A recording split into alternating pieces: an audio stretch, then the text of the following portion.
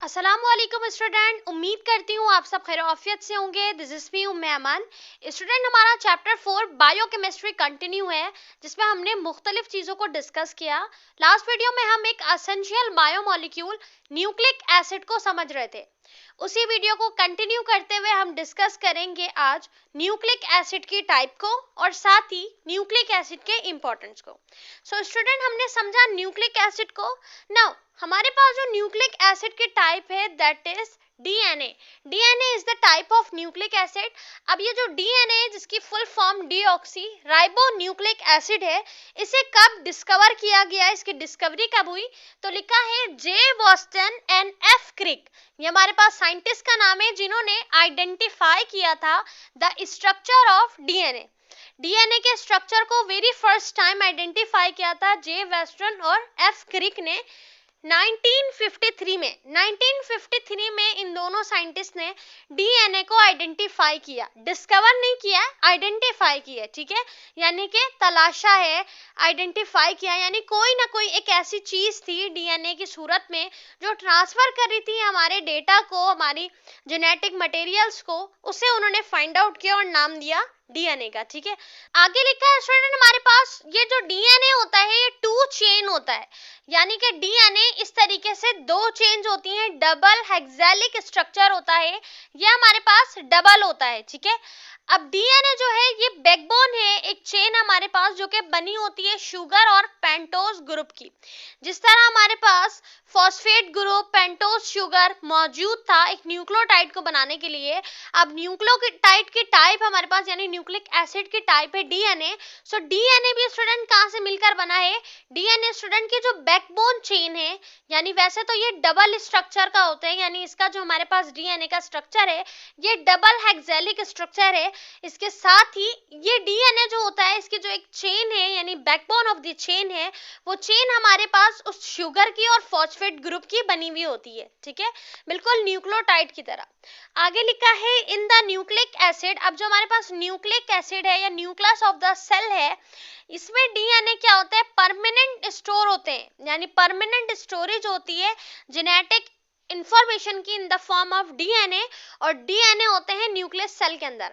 तो nucleic cell के अंदर ही हमारे पास कौन मौजूद है? डीएनए मौजूद है, और डीएनए के पास ही क्या स्टोर है? जेनेटिक इंफॉर्मेशन स्टोर है।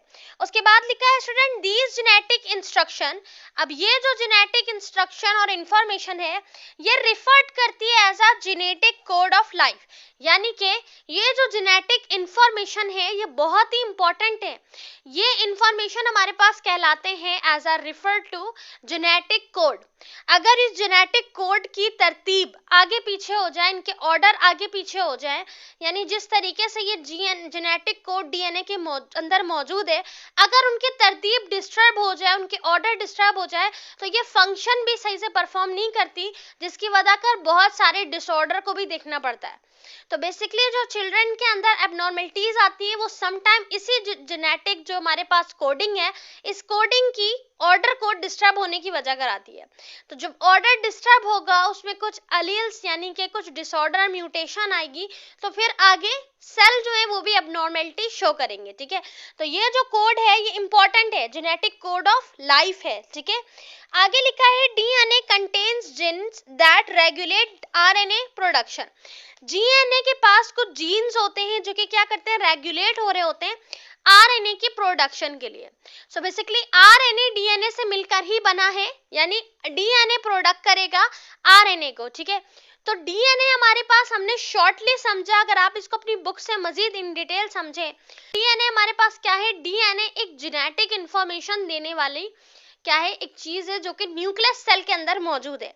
नाउ ये जो हमारे पास न्यूक्लियस सेल के अंदर डीएनए मौजूद है, ये अगर इसकी जो पोजीशन है ये आगे पीछे होगी, तो आपको जैसे हमने पहले डिस्कस किया पता है आपको बहुत सी एबनॉर्मलिटीज शो होना शुरू हो जाएंगी। इस डीएनए के अंदर स्टूडेंट कुछ बेसिक नाइट्रोजियस एलिमेंट कंपोनेंट्स होते हैं, कुछ इंपॉर्टेंट कंपोनेंट होते हैं, जैसे हमारे पास साइटोसिन है, यूरासिल है, थाइमीन है, एडोनिन है, ये कोडिंग होती है, और जब ये कोडिंग आगे पीछे होगी तो फिर प्रॉब्लम होगी। ठीक है, नाउ अब हम समझते हैं आरएनए को, जो कि किससे प्रोडक्ट आ रहा है, प्रोडक्शन कौन कर रहा है? डीएनए कर रहा है। सो आरएनए हमारे पास कहलाता है राइबो न्यूक्लिक एसिड। ठीक है। डीएनए हमारे पास है डीऑक्सीराइबो न्यूक्लिक एसिड, जबकि आरएनए सिर्फ राइबोन्यूक्लिक एसिड है, ठीक है। आगे लिखा है ये हमारे पास आरएनए मेड अप होते हैं राइबोज शुगर के, आरएनए राइबोज शुगर से बने होते हैं, ठीक है। शुगर का एक कंप्लीट ग्रुप मौजूद है, पेंटोज शुगर का और फॉस्फेट का ग्रुप मौजूद है डीएनए के अंदर, और जो राइबोन्यूक्लिक एसिड है वो कंप्लीटली शुगर से बने होते हैं, राइबोज शुगर से। लिखा है charge of putting genetic information.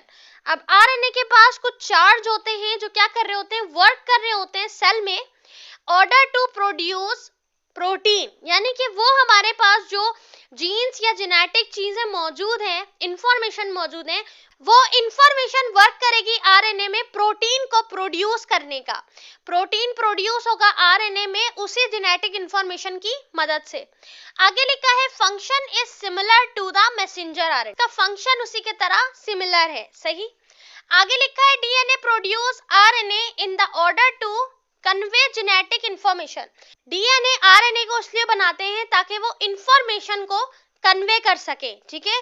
Information को कन्वे का मतलब आगे मजीद फर्दर पहुंचा सके, ताकि उस इंफॉर्मेशन की मदद से प्रोटीन को बनाया जा सके आरएनए के अंदर, ठीक है।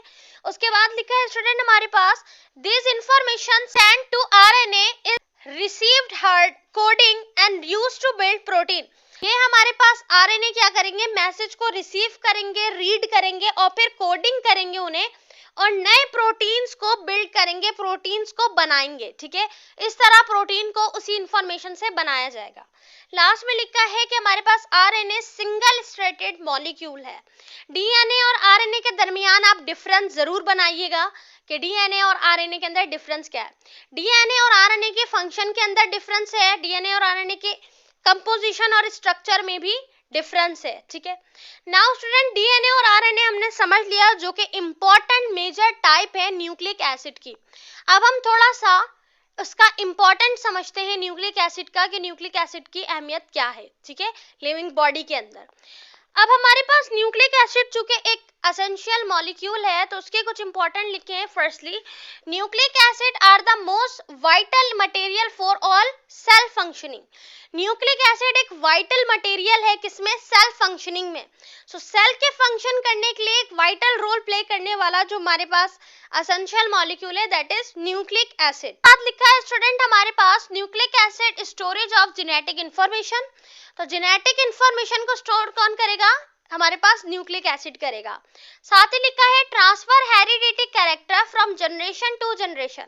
न्यूक्लिक एसिड ट्रांसफर करेगा हेरिडिटी कैरेक्टर को, यानी वो बुरूसी खुसूसियात को, जनरेशन टू जनरेशन।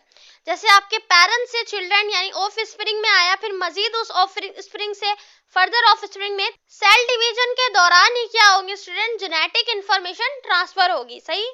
उसके बाद लिखा है हमारे पास student source of energy in the form of ATP. Nucleic acid as a source of energy है, किसकी सूरत में, एटीपी की सूरत में, यानी एडेनोसिन ट्राइफॉस्फेट मॉलिक्यूल की सूरत में। उसके बाद लिखा है हमारे पास work for mutation to save the cells. Nucleic acid एक ऐसा एसिड है, एक ऐसा मॉलिक्यूल है जो कि सेव करता है लाइफ को, सेल्स को म्यूटेशन से। म्यूटेशन का मतलब है डिसऑर्डर से, ठीक है। तो डिसऑर्डर से सेव करता है न्यूक्लिक एसिड। साथ ही सोर्स है एनर्जी का एटीपी की फॉर्म में।